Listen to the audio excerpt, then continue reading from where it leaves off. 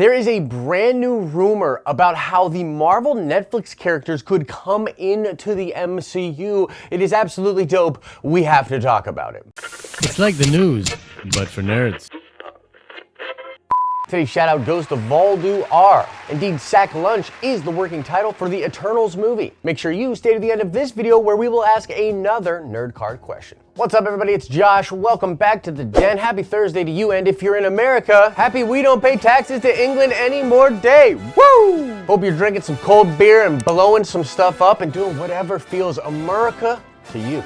All right, now let's get into this news. Now, a lot of this is rumor-based, guys. The threads here are pretty loose, but there is some evidence to suggest that this crazy thing might happen with the Marvel characters from Netflix coming into the MCU. Really cool stuff out there. Also, I should mention we're going to slightly get into Spider-Man Far From Home spoilers, but that won't be until later in the video, and I'll warn you before we do. Okay, so I saw this pop off on the Marvel Studios spoilers subreddit. God, it's a mouthful. But yeah, I saw it pop up and I think it's actually pretty stinking dope. Basically, 3 different things happened all around the same time that made people believe this thing will happen. Number 1, MCU Cosmic dropped an article about how Netflix's Daredevil could be introduced in the 3rd Spider-Man movie, being a lawyer to Peter Parker. Also, while on the press tour for Spider-Man Far From Home, Kevin Feige was asked specifically about the Netflix characters, and he said that there's a time limit before Marvel Studios can use those characters again, and so we're all just gonna have to wait. And this seemed to confirm the 2-year deal. There was this deal that was talked about where after Netflix was canceled, due to their arrangement with Marvel Studios, nobody else could use the likeness or use these characters again in anything for 2 years. This is so the value of the Netflix shows just holds on for a couple more years. There's nothing to devalue that brand out there. Like if you wanna watch live action Daredevil, that's where you go. Unless you're a big Ben Affleck fan, because there was a movie with Ben Affleck as Daredevil. Did you know that? Also, Marvel scoopster on Reddit, Daniel RPK, put out a tweet that simply said OMG, and that happened around the same time that the MCU Cosmic's Jeremy Conrad did his tweeting an article about the possibility of Daredevil coming in the next Spider-Man movie. Now let's talk about the article for a second. There is actually a slightly spoilery reason for why Peter Parker might need a lawyer, and we'll get into that later when we talk spoilers for Spider-Man Far From Home. But the article states that it is very possible when you consider the 2-year gap and that the next Spider-Man movie would likely not happen for 3 years, that the Marvel Netflix characters would be available to Marvel Studios for that film. Now, the Kevin Feige comments are really interesting too, because they seem to hint that he's aware of this 2-year thing and that he's thinking, okay, those characters are off the table for 2 years.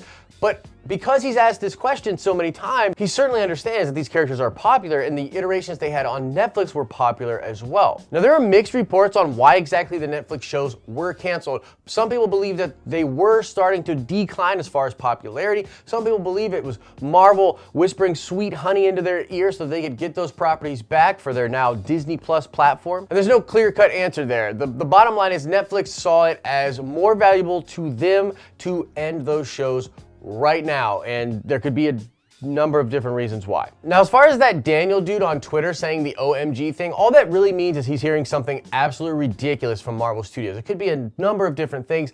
The timing has led people to suggest that it is related to the Marvel's Netflix characters, but we really know nothing as far as a confirmation on that. Now, as far as I am concerned, Charlie Cox is the quintessential Daredevil. He was perfect as the role of not only Daredevil, but Matt Murdock. Legendary stuff that went on the Netflix Daredevil show. To have him in the MCU would be amazing. In fact, I remember as I was doing coverage for Infinity War leading up to that movie, there were a lot of rumors that Daredevil would show up in that film. That there was some kind of negotiation going on between Marvel Television and Marvel Studios, but according to all of the rumors, the only character that they thought was popular enough to bring from Marvel Netflix onto the silver screen was Daredevil. And Daredevil did have another big screen adaptation. Like I said, there was the Ben Affleck Daredevil movie. Now let's get into why this would be so cool, and now we have to do a spoiler warning for Spider-Man Far From Home. If you have not seen that movie, get out of here for now, maybe come back later. I mean, I'd love for you to come back later, but it's the internet, I know you probably won't. Now, Considering the post-credit scene in which Peter Parker is not only exposed to be Spider-Man,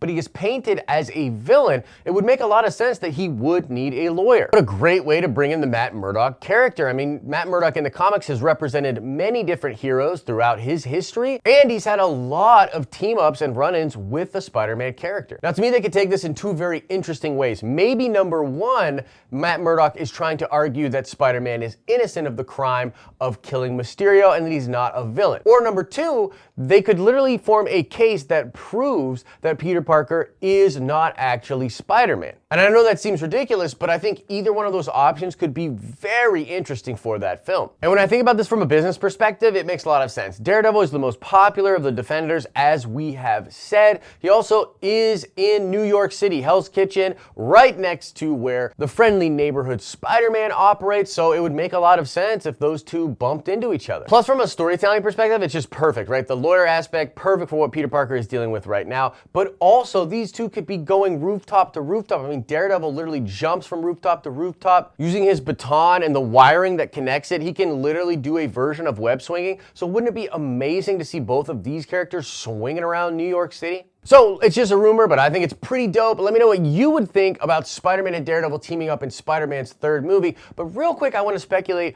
on the other Marvel Netflix characters. I'm just really curious as to what will happen with these characters after this 2-year time period. I mean, will they be interested in bringing back these exact actors and actresses from these roles into the MCU? Will they want to play around with all of those characters, or will it only be like Daredevil and Punisher and some of the other big hitters? I mean, you can make the argument that these characters have a lot more name recognition now that they've had these Netflix shows, so maybe Marvel would do the smart thing and bring some of these characters into their film universe. Or maybe they'll recycle these shows or do an actual Defenders show either on Hulu or Disney+. Now, a lot can happen in 2 years. Maybe these actors don't even want to reprise these roles. Maybe Marvel doesn't want to bring in these exact characters. I don't really know, but it is a really interesting thought. I mean, especially when you consider the fact that the Netflix shows were still popular by a lot of different metrics, perhaps not as popular as they were when they first started, but I don't know, man. A lot of people love those shows, and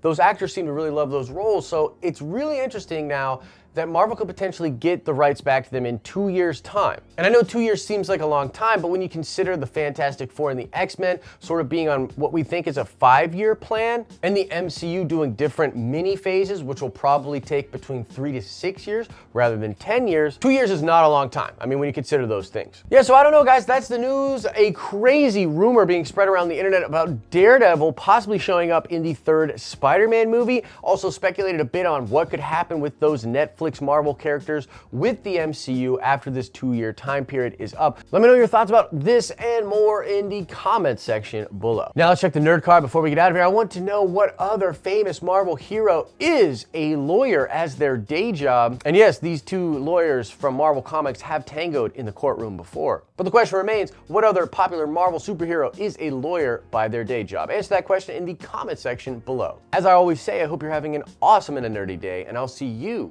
in the next video.